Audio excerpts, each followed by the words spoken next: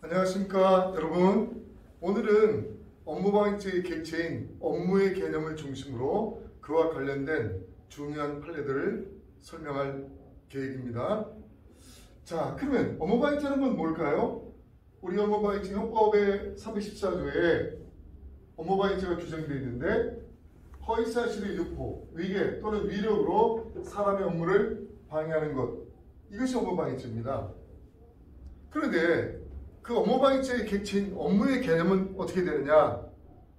사람이 사회생활상의 지위에 기해서 계속 반복적으로 종사하는 사무, 이거를 우리 판례가 업무의 개념으로 정의하고 있어요. 자, 그런데 업무의 일반적인 그런 의미는 이런데 문제는 뭐냐? 형법상의 업무방해죄의 객체가 되는 업무는 그와 좀 다르다는 거예요. 어떻게 다르냐? 바로 그런 업무 중에서도 특별히 보호할 가치가 있는 업무만이 업무방해죄 업무에 해당한다. 왜? 업무방해죄의 보호법익이 업무를 보호법익으로 하기 때문에, 업무가 보호법이기 때문에, 그래서 보호할 가치가 있는 업무만이 업무방해죄의 객체가 되는 업무다 이 말이죠. 그렇다면 여기서 보호할 가치가 있는 업무라는 것은 어떤 뜻이냐 이 말이에요. 그것은 우리 대법원 판례가 뭐라고 그러냐면, 그 사무가 실제 평온 상태에서 일정 기간 계속 운영됨으로써 사회적 생활의 기반이 될 수 있는 그런 업무만이 업무방해죄의 보호가치가 되는 업무가 된다, 이렇게 보는 거죠. 따라서 만약에 어떤 업무가 반사회적이거나 또는 반사회적이 아니어도 반사회적이라고 동등하게 평가할 수 있는 그런 업무라면 그런 업무방해죄의 업무가 안 되는 거죠. 자, 그러면 구체적으로 여러분, 어떤 업무가 보호가치가 있는 업무인지, 어떤 업무가 반사회적이어서 또는 계속성이 없어서 업무방해죄의 보호 대상이 되는 업무가 아닌지, 그거를 지금부터 차례차례 한번 정리해 봅시다. 자, 먼저 업무방해죄의 업무가 되는 경우, 즉 보호가치가 있는 업무에 관련된 판례들입니다. 첫 번째 판례는 96도 2214 판결입니다. 이 판례는 뭐라고 그러냐? 업무방해죄의 보호 대상이 되는 업무는 위법한 침해로부터 보호할 가치가 있는 것이면 되고, 업무의 기초가 된 계약 또는 행정행위들이 반드시 적법해야 하는 것은 아니므로 공유수면 허가 없이 폐석을 운반하는 선박의 출입을 방해한 경우에도 업무방해죄가 성립할 수 있다. 이 말은 뭐냐면, 어떤 선박이 공유수면 점용 허가 없이 폐석을 운반하고 있단 말이에요. 그러면 그것은 일종의 무허가 운반행위거든. 무허가. 예를 들어서 무허가 포장마차, 이런 것도 또 마찬가지입니다. 이것이 꼭 행정행위가 적법하게 이루어지지 않았다 하더라도 그것은 보호할 가치가 있는 업무이기 때문에 그 선박의 운항을 위력으로 방해하면 위력에 의한 업무방해죄가 성립한다, 이런 뜻입니다. 두 번째, 이 판례는 86도 1372 판례입니다.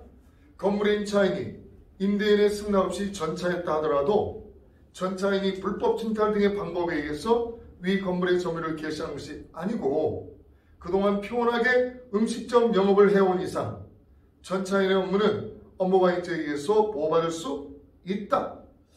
여러분, 임대인의 승낙 없이 전대차를 했다, 임차인이. 그럼 그것은 분명히 적법한 행위는 아니겠죠. 그러나 전차인이 불법 침탈 등의 방법에 의해서 위 건물의 점유를 개시한 것이 아니고 그동안 평온하게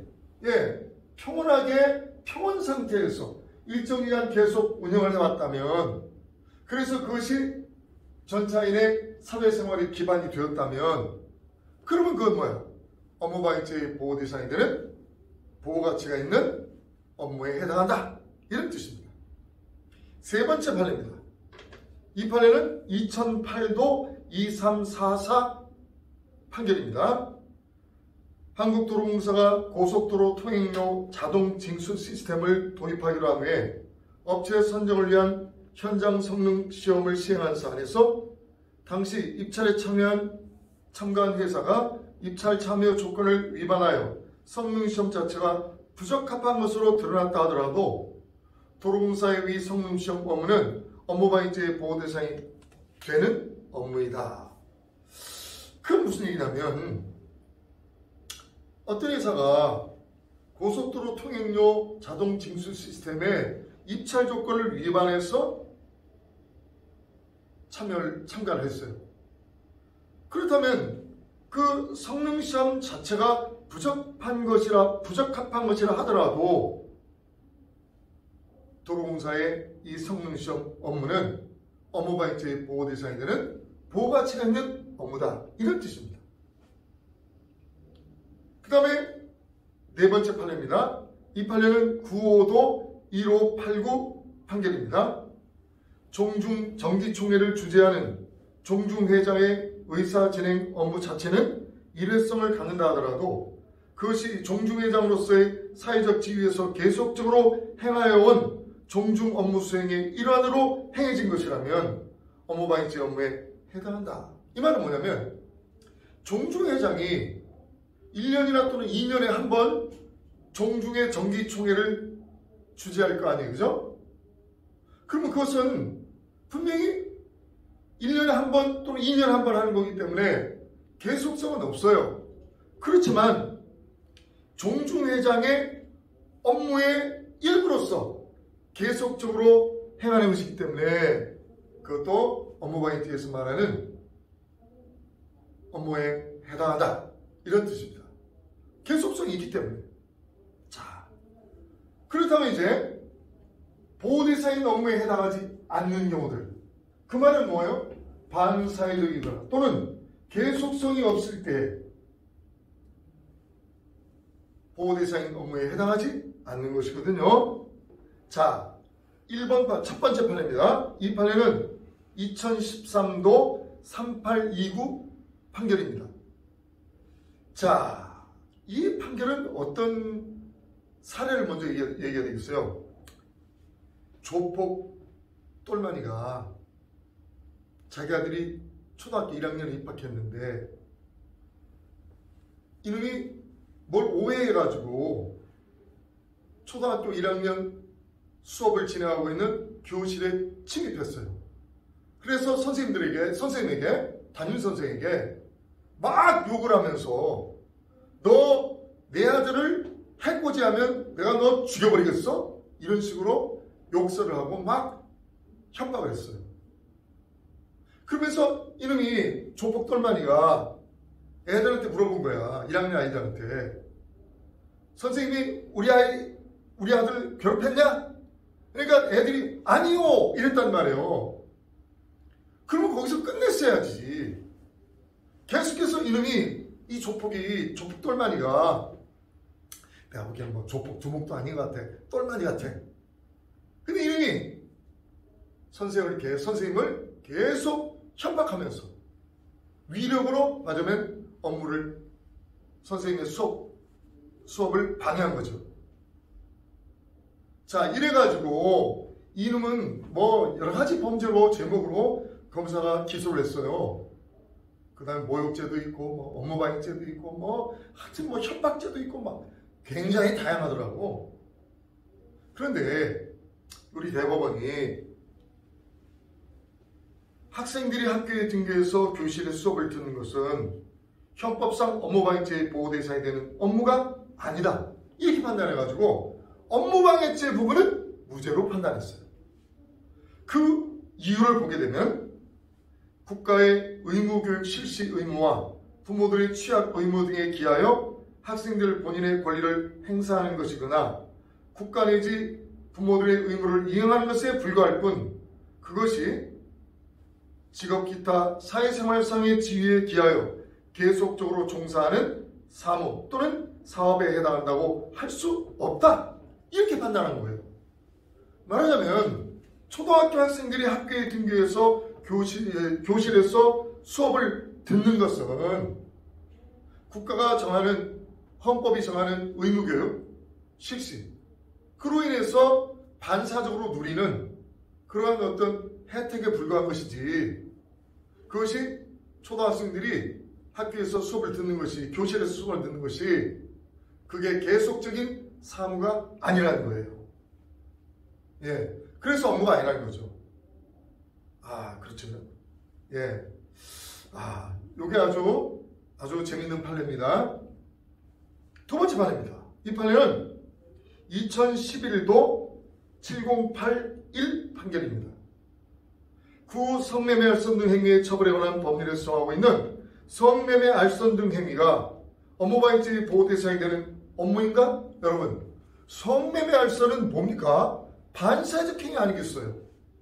그러니까 당연히 반사회적 행위니까 업무방해죄의 보호 대상이 되는 업무가 아니죠. 그 다음에 세 번째 판례. 법원의 직무집행정지 가처분 결정에 의해서 그 직무집행이 정지된 자가 법원의 결정에 반하여 직무를 수행함으로써 업무를 계속하는 경우에 이것도 업무방해죄의 보호 대상이 되는 업무가 아니라고 판결했어요.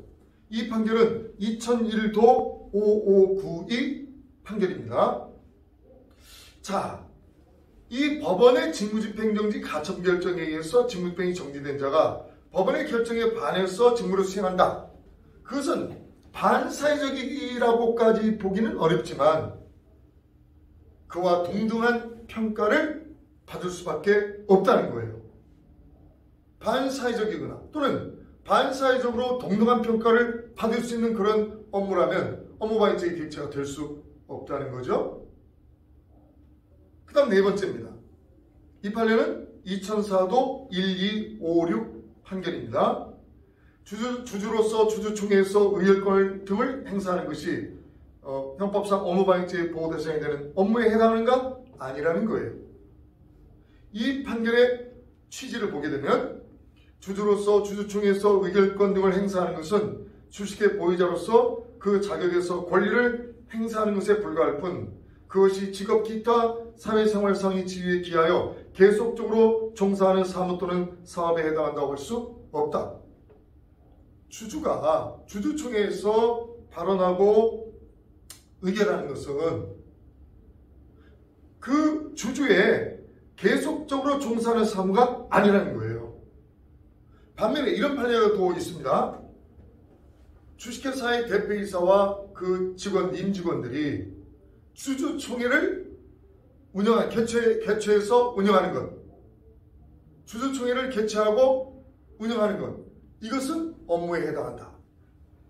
그래서 주주의 의결권 행사는 업무가 아니지만 주주총회에서 대표이사와 임직원들이 주주총회를 운영하는 것은 업무에 해당한다. 자, 이렇게 업무방해죄의 보호 대상이 되는 업무 4개, 보호 대상이 되지 않는 업무 4개를 각각 공부했는데 그 다음에 이제 여기서 정말로 중요한 내용이 있어요. 그게 뭐냐? 업무방해죄의 업무에 과연 공무가 포함되느냐 이게 공무. 공무라는 건 뭐예요? 공적 역무를 말하죠. 자, 업무방해죄의 업무에 공무가 포함되느냐 하는 건데 우리 대법원은 업무방해죄의 업무는 사적 업무만을 말하지 공적 업무, 즉 공무는 포함되지 않는다. 이렇게 봅니다. 자, 이게 무슨 얘기냐? 이 판결은요, 2009도 4166 전원합의체 판결입니다. 이 판결은 어떻게 되냐면 노인네 둘이 충남지방경찰청에서 대전에 있었던 충남지방경찰청에서 경찰청장과의 민원 상담을 요구하면서 소란을 피웠어요. 예. 그러니까 경찰청장과의 면담을 요구하면서 경찰관들에게 막 큰 소리로 욕도 하고 막 행패를 부린 거예요. 그래서 이제 검사는 이 노인들을